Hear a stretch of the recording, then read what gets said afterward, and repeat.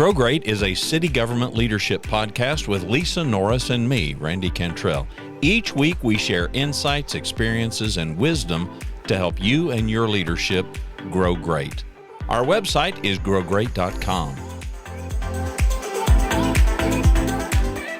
Episode 2207, Leadership Ingredient, Humility. All right, we've already told you it's episode 2207. Now, the only reason the episode numbers matter at all, Lisa, is because it gives our audience an easy way to go to the website. And if we're liable to put a downloadable PDF, you just never know, or a photograph. If you want to see Lisa holding a phone in her crook of her shoulder and holding a couple of fish up. That's on episode, I don't remember. And if you want to see my dogs, those will be on some episode if we haven't already showed them. I can't remember. Yeah, I don't remember either. But that's why we give you the episode numbers. 22 is the year. 07 is humility. Humility. We're going to talk about humility. Now, one of the problems, Lisa, as you well know, with humility is it's not so much you're either born with it or you're not, but maybe there are some predispositions toward it. Before we hit record, I told Lisa we were having a conversation about whether or not we've encountered a situation of somebody that was in complete tell mode. They don't listen to anybody. They do think they're the smartest person in the room. And did we see any kind of a conversion? Shift, yeah. Can somebody be converted away from that? I don't know if they can. So I'll begin by sharing, and this is going to sound arrogant, and I don't mean it this way, but I've had one big failure. So I've been coaching for about a dozen years. Prior to that was running businesses. I was blessed with an opportunity by an HR department in a city to coach a director. I had no experience prior to that. That was 7 years ago, give or take. And kind of immediately fell in love with this whole sector of industry and enterprise. Really intelligent people, a really strong spirit of service, just vibrant and energetic. Anyway, I just, there wasn't much about it that I didn't love, even though I had no personal firsthand experience right until then. But I have had a failure. I've had a failure, and I'm bringing that up here because humility or lack of is at the heart of it. Right. It's at the heart of it. And I did an episode back in another iteration of this podcast about how to sabotage your own coaching experience.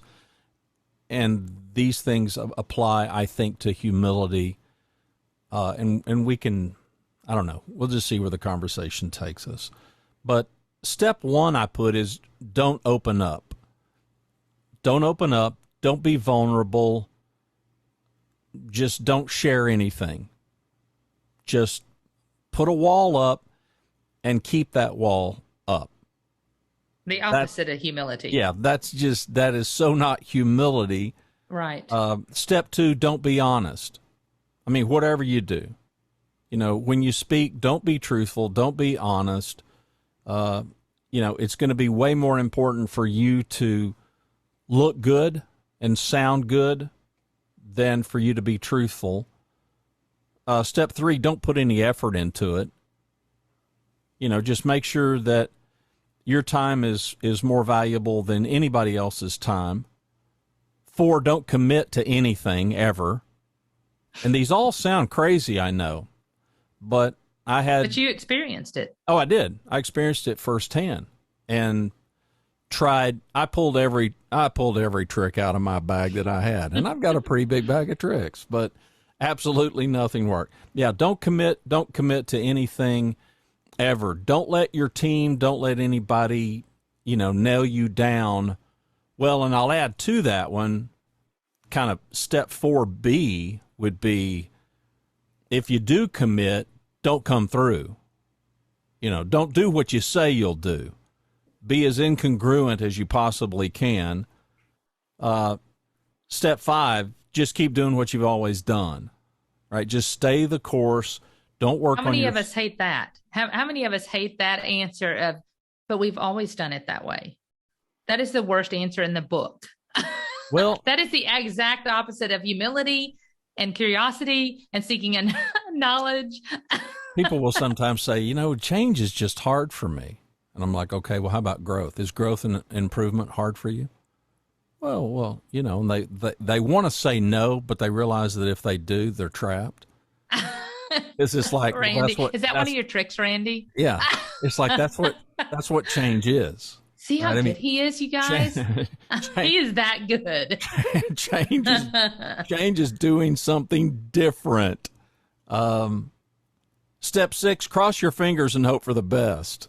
Okay, well, that doesn't work. We've all heard the old adage, hope is not a strategy.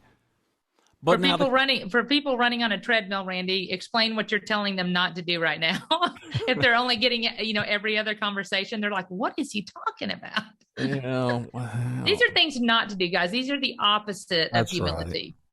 Well, but now if you flip the coin over, in my mind, step 1, it may not be the very first step, but we got to start somewhere. So let's have a conversation about vulnerability, humility, and the fact that how can you grow your humility if you aren't willing to be vulnerable? Now, that vulnerability can look different. I'm not talking about sharing all of your demons. I'm talking about, you have to be wise in what you share. You can be, your vulnerability can look like, I'm vulnerable in the sense that I can enter this room, this meeting with my staff, and I don't have to have every answer. Right. I don't even have to have every question. Can you be that vulnerable? What do you say? Well, I think you have to be that vulnerable. I think you need to know what you need to know, and you have to be open to listen in order to get what you need to know. I think the hardest challenge for so many, especially new, not necessarily just younger, but newer leaders, is they don't want to appear with a lack of knowledge. They don't want to appear ignorant. And ignorant is different than stupid or anything, right? Ignorant is a lack of knowledge. They don't want to give the impression that they don't know. So they're so careful about crafting their words. And there is an art to some of that. But you've always talked about naive curiosity, just asking questions because you need to know. As part of humility, you have to be humble in order to get to that point to be able to ask questions. Listen to others. No, you're not the smartest person in the room. Don't feel like you have to be. Just ask the questions. A good example is yesterday. We're looking at a new system to run. We call it HRIS. It's our whole system that keeps all of our employee files and our finance and our budget. And everybody's got one at every city. And we have also been separately working on this ticketing system in HR to have a queue, because we're so big now that we get so many phone calls and emails, and now we have Teams and text, and we've got 5 different forums people are sending us, hey, can you look at this person's pay? And I might get it in a text message, and then I forget, where did somebody sent me something. Now I got to go look through 5 platforms to try to find it, right? And so the question came up in this new system that we're looking at that we will likely implement. We're down to our 2 finalists. So one of the 2 of them will be our new system, that it kind of has this queue built into it for all things HR. Well, we've been working on a ticketing system for 9 months now, and we've gotten like 5 things loaded. It takes a huge amount of IT's team time. It takes a huge amount of our staff's time, and we're rotating across our teams in HR to load these ticketing systems. And as we went to that demonstration, we came back to our leadership meeting, and I said, guys, we went over the ticketing system. We were like, okay, here's what we're doing next. We were as you know, as we all get into our mode, ticking down our list. And I said, guys, I think I need to ask a tough question. Again, not knowing if my idea is the best or not. And I said, knowing the system can do that, do you think we still need to keep pursuing the ticketing system? Because we can not only give time back to us, but time back to IT. Maybe we need to postpone it and hold it until we see what the new system can do. So we're not investing all this time, because it takes, once we give an idea to IT, it's a 6 or 8 week process for them of coding just to get that one type of ticket in the system and coded correctly, because it goes through approvals and routes and all that good stuff. So, I mean, that's a classic example of where we need to use humility to see it's not how we've always been doing things, or what we've been doing for the last 9 months. Do we need to keep doing it now?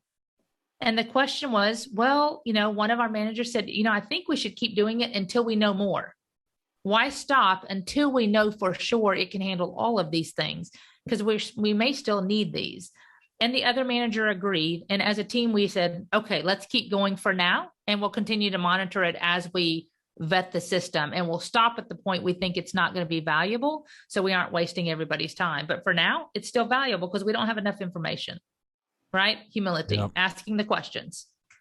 Well, and the vulnerability to not think that you've already got to know the answer even before you ask the question. I mean, so many. Well, I'm the director. I could have easily said, guys, we're not doing this anymore. I mean, I could have easily just shut the thing down, because I do have the power and the authority and the influence to stop it.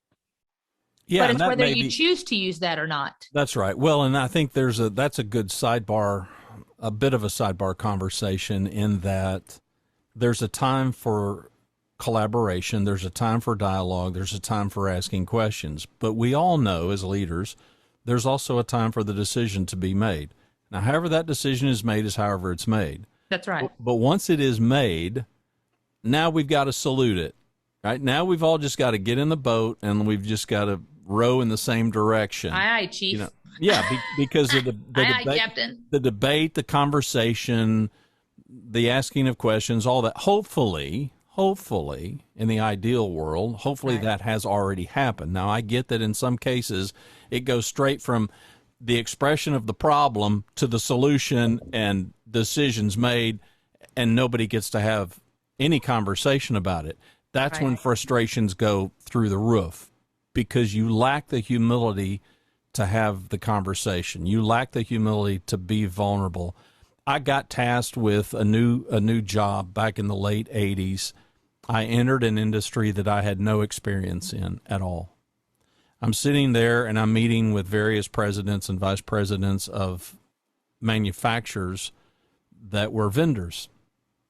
And I'm asking every stupid question under the sun, not because I was proud of my ignorance. I just genuinely did not have knowledge. And I recognized I didn't have knowledge. Now, at heart, I'm lazy. I don't want to do it the hard way. There's humility. If I can do it, if I can get there way quicker, give me the quick way to get there. I don't want to take the long way, right? I don't want to have to learn this the hard way. So if I've got a president of a manufacturer sitting in front of me, and I can ask him what seems to be to everybody else in the room the stupidest question on the planet, I'm asking. Because guess what? He's going to give me an answer. Right. Or in many cases, I got a shrug and we don't know why we do that. I remember asking a manufacturer a question. You charged me $5 more for this color. Why? Are you telling me that the paint costs $5 more or $3 more? He looked at me square in the eye and he said, nobody's ever asked me that. Well, you could see the room kind of smile because I had asked, but it seemed an obvious question to me. So this color cost me $5 less than this color. Is there some expense to that pigment in the paint? I don't understand. I didn't understand. So I asked, and he said, we've just always done that. And I said, well, can we stop? I'd like for you to not charge me $5. To which somebody right. came and said, if you get that dropped, that will be historical precedent in the industry. Well, I didn't. I couldn't get it dropped. But the point is, I was willing to be vulnerable. Now, I freely admit that my vulnerability was driven in large part. I needed to get up to speed as quick as a new leader in a new industry. I did not have time. This was my crash course. I had to basically lead the parade. But I think you there's had to a understand lesson what's there. going on. I think there's a lesson there. I think there's a lesson there for all of us. Who's got time to do it the long way? None of us. None of us have got. So if you can compress the time, be vulnerable. Step 2 that I put, and this relates to coaching and how to make a really positive experience. But all of these are really congruent with this whole theme of humility. Step 2, I put be open and share. Now that sounds kind of similar, but here's where I would make a distinction for our leadership. Do you volunteer information as a leader, or do people have to interrogate you to get information that they could use, benefit from? They could leverage in their own daily work if you would just give them the information without them having to come to you and browbeat you to get it. What do you think? Well, I think being open and sharing is critical. We've talked about how to grow people to be great. That's like a consultant role. You have to be able to share so your team can grow, and therefore they can not only do better by them, but better by you and better by your department, because they now have more information. They can answer more questions that don't have to escalate to you. You've taught something to them, or showed them something, or given them more knowledge that makes them better, which makes you better, which makes the department better, and makes the city. I mean, it just continues to roll up. There almost is no negative, and unless there's some way they can use that information badly.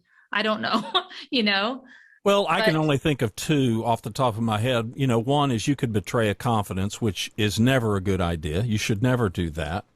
Number 2, you could give them information that doesn't benefit them at all. You could give them information that could amplify their anxiety, that could make them worry unnecessarily. Mm-hmm. I mean, there's a lot of information that you could have, depending on how high up we are in the food chain, that is just not beneficial.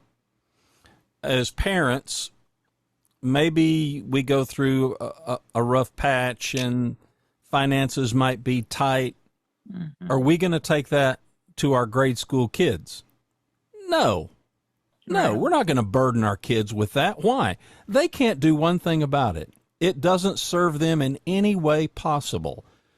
And similarly, I think we've got in our organizations, sometimes we have information, we're privy to information, and maybe we do share it, but it does nothing but damage. It does nothing but amplify worry and anxiety. That doesn't serve anybody.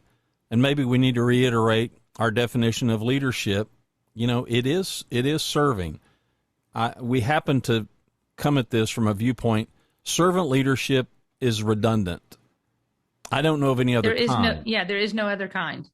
Right. If you're going to exercise leadership, then we're necessarily inferring this is a positive thing.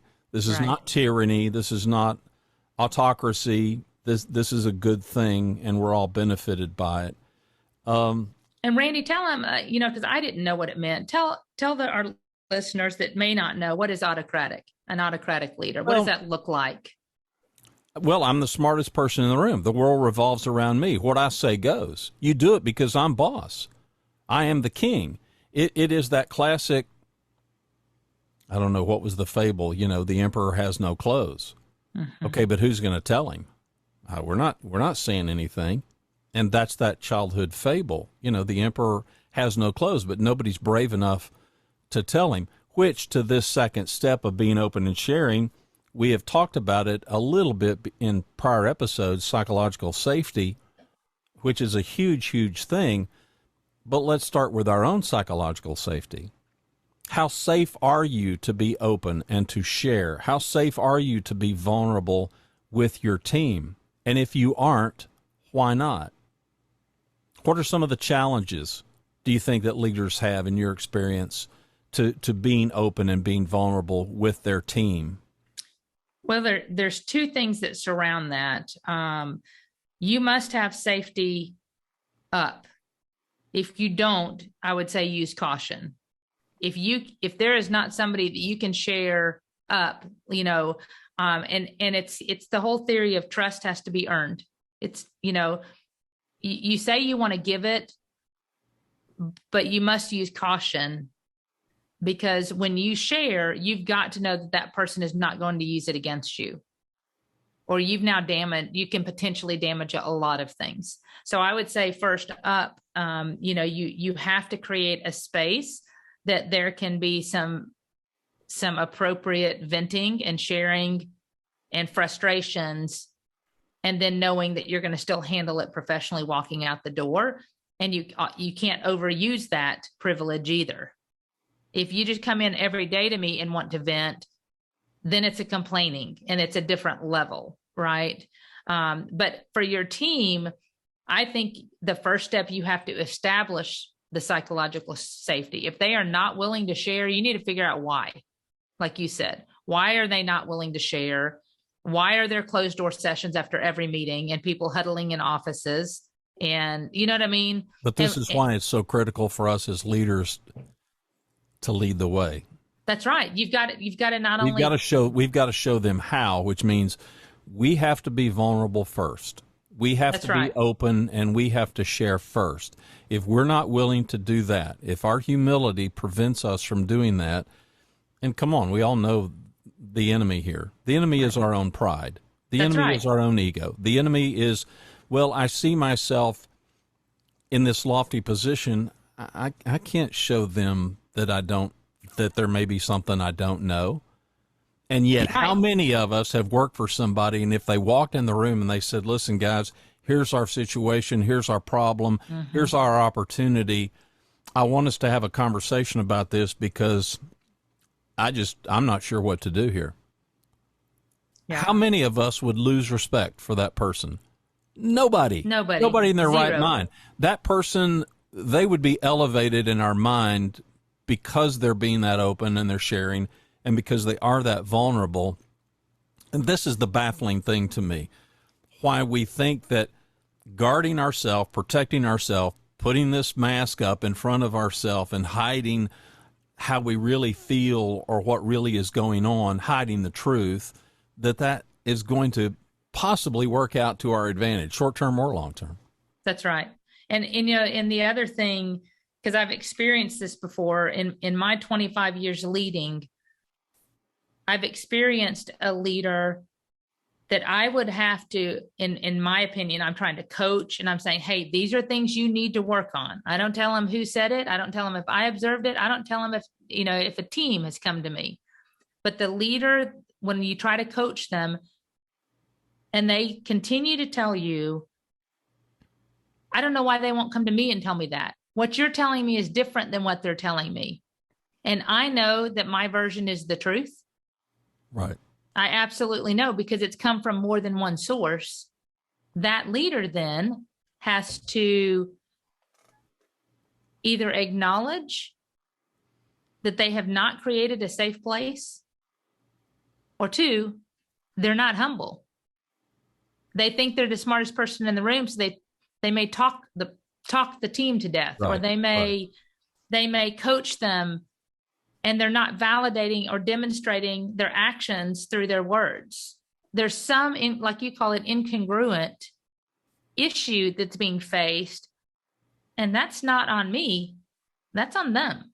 Yeah. That's on that leader that's not choosing to change. If their belief system is everything I'm telling them is wrong, it's over, essentially, because if they're not going to be willing to change because they believe your facts are incorrect, and they're going to search for ways to prove that up, that you are wrong, rather than focusing on what they could do better for themselves to be humble and grow and change and maybe take a look at things differently. right? But I've experienced that in my leadership through, I've coached and led a lot of people over time. And that is one, when you talked about, can you change them? Haven't experienced it yet. Have not. The only thing that I can think of is, a time that, and come on, life humbles all of us. Sure. And sometimes circumstances might happen that just completely, that humble a leader, and they're kind of forced. Life has grabbed you by the lapels and it has shaken you, or it has buckled your knees. And okay, well now if you're not taking a really hard look at yourself, I once endured a 3-hour beating of a meeting with a peer who came to me and he said, "Everybody comes to you, nobody comes to me." And I said, "And what do you want me to do about that?"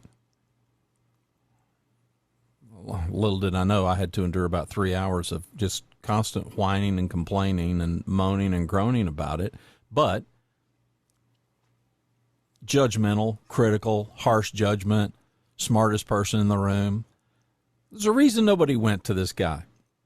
Mm-hmm. Nobody could go to this guy. So we have got to show our team what this looks like. We have got to demonstrate humility. Talk is cheap. So you can't just preach the sermon. You have to live the sermon. Right. And living the sermon means you've got to be vulnerable. Yes, pick your moments, be wise, like Lisa said, exercise wisdom. But where you can be vulnerable, be vulnerable. It may not feel great in your head before you do it. I'll make you a promise. After you do it, it will feel great. It just will. Because the result will be great. Because you will be elevated in the eyes of your team immediately. And I've never yet seen it go without reciprocity. The group will respond in kind. Now, all of them, maybe not, but somebody will. It may take different lengths of time for different people. That's right. Depending on what they've experienced in life and That's how much right. trust they are willing to lend up front. But you will Those not that are be more broken are That's not right. going to give that trust right away. No, but you will not be on, if you sustain that, you won't be on an island. You won't be the only person being vulnerable. You won't be the only person who's being open. You won't be the only person who's willing to share. The group will respond. I have had meetings with CEOs and high-level people that are accustomed to being viewed as the answer man, the answer woman, the person this is who we look to in a room with one another, and you would think, well, there's no way. But it's amazing the minute somebody's willing to step out and be courageous and, crack the ice on this thing. It's amazing. It's amazing how many people, follow suit. I don't know that we've got any pearls of wisdom. If you aren't wise enough to understand the value of humility, we could wax on for some indeterminate time and trying to convince you. But, if you have to be convinced that there is a high value in humility, it's probably not worth the sermon, right? No. It's probably a waste of time, but there are some things that people can do. So let's give what are some action items that come to your mind? I'm a leader. I've got a small team. I got a big team. I'm a director. I'm a supervisor. I may be a low level.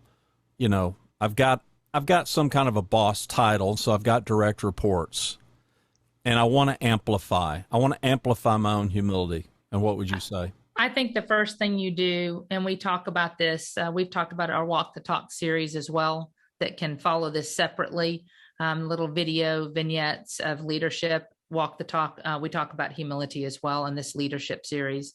But I think episode 2204. If you go to episode 2204, you will see links to Lisa's YouTube videos of what she's talking about. This is an internal Grand Prairie project that she does for her organization. Keep going. Yeah, and on that, we talk about what's the one thing. What's the one, I would go back to your team and say, what's the one thing we need to fix? Because number one, if you're a current leader, you're in a position to influence change and influence others. So what's the one thing we need to fix? Humility will allow you to ask the question and then listen to the answers, and then identify that, let your team lead you through what are those issues that they see that the organization, it could be citywide. You could be sitting in the chair at the top of the city manager, or you can be sitting on a member of a team within HR or within public works or a crew leader. But what is the one thing that we need to fix that we have the power to change? Don't think something global. We need to build a new building. That's not something you can fix today, but what is the problem or issue we're facing that needs to be fixed? The number one thing the team feels. I would focus on that first and listen. And then as they brainstorm ideas, identify, have them narrow down. Okay, we've gotten 15 ideas. Which one's the number one for all of us? If we're going to focus on one thing, and I would probably just start there as a leadership team, as a member of a team, talk about those things that need to be fixed and see, and maybe it'll be a surprise to you, and maybe it's exactly what you thought it was. But humility is you not being the smartest person in the room, seeking the input of others, and then that will start the humility. Again, being our first ingredient, the foundation of this leadership recipe we're going to talk about. I think that's where you start. Randy, what are your thoughts? Yeah, I would only add to that, resist giving answers. Resist. So many times we enter a room and we may throw out, and it may sound something like this. Okay, guys, I've been thinking about this, and here's our problem, and I think fill in the blank. Blah, yeah, blah blah blah. And now we've tainted the entire room. We've in essence told our team, we don't think we told our team to just shut up and don't share, but that's what they heard. They heard he's got his mind made up. That's our issue. What's the point? What's the point? Because unless I truly think the way he thinks and what he just said, I completely agree with. Mm-hmm. I'm not piping up. And so now we end up, our leadership. Why would I want to go against the boss? Well, nobody does. Right. Nobody That's exactly does. Right. And so now I'm surrounded by people that constantly are reaffirming how brilliant I am. And I'm surrounded by a bunch of yes folks, because otherwise I've got people staring at their shoes in the meeting, completely afraid to pipe up. So I would just add to it, an action item that you can take immediately in your very next meeting is resist giving answers. Now, next time we're going to talk about curiosity, and that's where the questions come in, but we've got to give ourselves opportunity to ask the questions. We've got to give our team opportunities to come up with their own questions and to answer questions. And we can't do that if we've in essence gone ahead and tipped our hand and given them the answer up front, and we've just kind of sort of built it into our question, or we built it into our statement up front, and now we're just listening to our head rattle, and so are they. Right. That'd be my addition. All right. Final thoughts? I think that covers it. I think that gives them, for those listening, that gives you great a starting point to actually practice it, which is what we've talked about. It's the whole practice what we preach, living it and breathing it. The more you do it, the easier it becomes. So with that, I think just tell them, again, if they have questions, we can answer. Let's talk about the Ask Me Anything, or which is a big popular kind of a meme today. You got questions, you got specific things that you would like us to address and to talk about. We would love to hear from you. The easiest way to do that is use the contact form over at the website, growgreat.com. We would love it if you would allow us to give attribution. If you don't want us to, all you got to do is just tell us. Keep me anonymous. We're happy to do that. We're very respectful of people's privacy. But we'd love to give your city a shout out if you feel so disposed. But if there's issues, if there's questions, if there's things that we can help you online or offline, we'd love to hear from Love you. to help. Sure. Yeah, and we'll commit to you that you will hear back from us. I'm not going to tell you you'll hear back like within 30 minutes, but you'll hear back from us. That's right. We'll jump on it. All right, next time. We're in this together. Yeah, we are in this together. Next time we're going to talk about curiosity. So this was episode 2207. Be sure and go check out the show notes at the website for all the links and anything else that we share. We appreciate you clicking play. Tell a friend. Thanks for watching and listening to Grow Great, a city government leadership podcast. For Lisa Norris, I'm Randy Cantrell. Be well, do good, grow great. The website is growgreat.com.